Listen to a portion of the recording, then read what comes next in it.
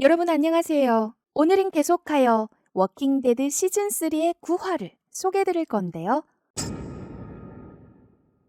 전편에서 릭 일행은 가버너의 기지인 우드버리에 잠입해 납치된 글렌과 매기를 성공적으로 구해냅니다.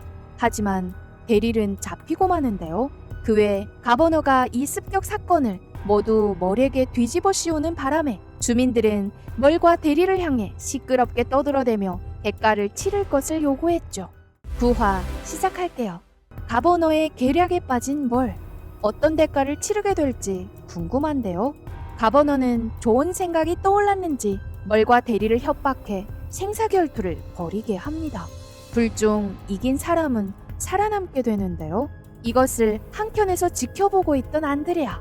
봐줄 것을 요구했지만 가버너는 그녀를 무시하고 두 형제의 결투는 정식으로 시작됐죠. 멀은 겉으론 가버너의 명을 따르는 척하며 동생 데릴에 폭행을 가했지만 사실은 싸우면서 몰래 데릴과 탈출 방법을 논의했는데요. 아무리 망나니인 멀이라도 하나밖에 없는 동생은 끔찍히 아꼈죠.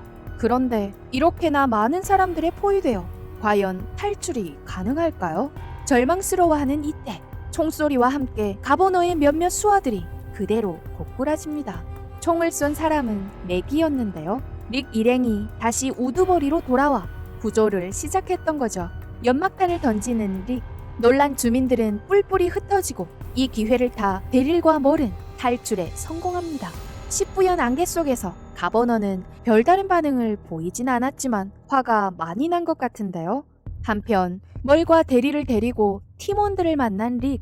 멀에게 당한 글렌과 미쇼는 멀을 보자 화를 참지 못하고 그를 죽이려 달려드는데 다행히 릭이 적시에 막아 나섰으니 망정이지 하마터면 데릴이 형을 잃을 뻔합니다.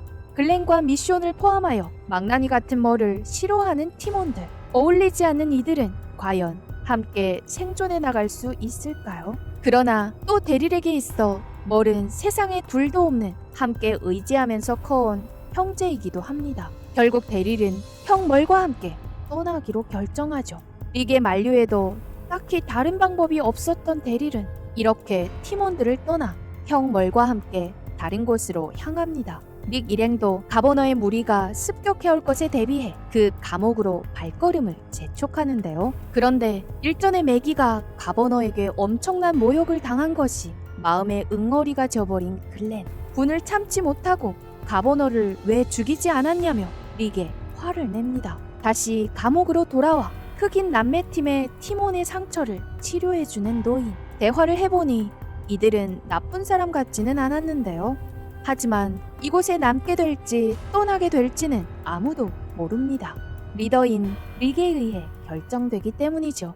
치료가 끝나자 흑인 남매는 백인 팀원 2명과 함께 죽은 동료를 땅에 묻어주려 밖에 나옵니다.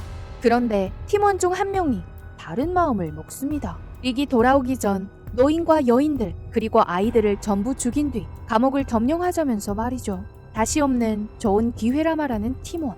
이때 아무것도 모르는 베스와 백인 죄수가 다가와 매장할 때 쓸 도구를 그들에게 건네주고 흑인 남매는 한 발짝 다가가 공구를 받아들면서 나쁜 짓을 하려는 팀원들을 제지시킵니다. 이런 것을 보면 이 흑인 남매는 좋은 사람임이 틀림없습니다. 한편 어젯밤 습격을 당한 뒤 분분히 우드버리를 떠나려는 주민들로 기지는 혼란스럽게 그지없는데요.